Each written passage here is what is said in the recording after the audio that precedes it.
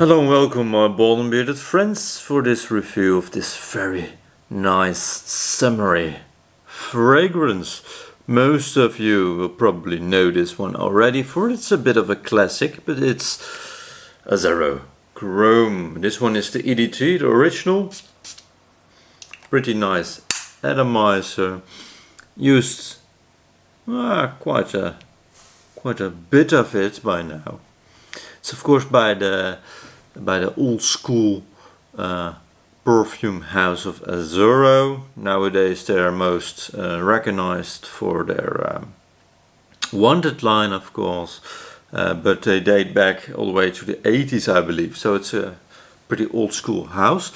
This one is a very interesting one. Again, the Chrome EDT, the first one. There are many other flankers of this one already, but this one is pretty interesting for its real fresh, like in a wet wipe kind of fresh, but it has some metallic vibes underneath it,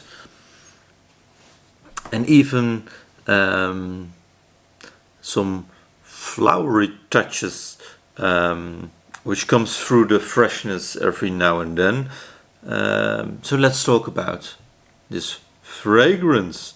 This one, the Chrome, the original Chrome, is a 90s perfume. It came out in 1969, so I was 1 when this one came out. And it opens up with a real nice bit of a fruity freshness. It starts with lemon, bergamot, pineapple, neroli and rosemary. So you get the slightest bit of sweetness, I guess, from the pineapple, but also right away you get the white flower neroli smell, which is real, which in itself is a bit refreshing, if you will, the white floweriness. And of course the citruses of the lemon and the bergamot makes it real fresh, if you will. Then in the mid you got jasmine, oak moss, cyclamen and coriander. Again, it continues pretty much with the white flower freshness of the jasmine. And to my nose, that's actually one of the most prominent notes of this fragrance. The citruses right away in the opening, and the white floweriness, which gives it a real clean vibe, but also, as I stated before, a bit of the wet wipe cleanliness in this fragrance. And in the dry down you got musk, oak moss, cedar, sandalwood, cardamom, Brazilian rosewood and tonka bean. While it dries down, it becomes a little bit sweeter, I guess, from the tonka bean, but overall it's a real clean, fresh, even a little bit metallic, fresh, again fresh fragrance, which is great for summer, warm weather, unlike it's now outside, I'm afraid. It's also real cheap.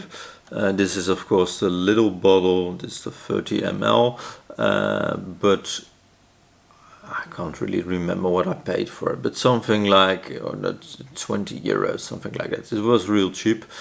It's not that long lasting, I guess around 6 hours if you give it multiple sprays. But again, you know, it's an eau de toilette. It's a fresh scent, dus for that type of fragrance, I guess its longevity is pretty much great. Ciao is not that great as well. You get a couple feet right away at the start of the fragrance, but it tames down after about an hour, something like that.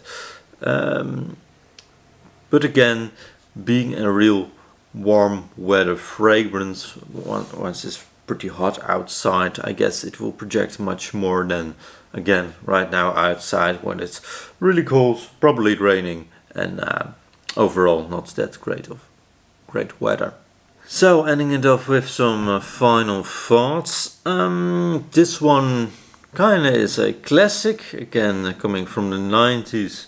It's a little bit dated, especially for the male fragrances nowadays lean much more into the, much more of a sweeter kind of fragrance.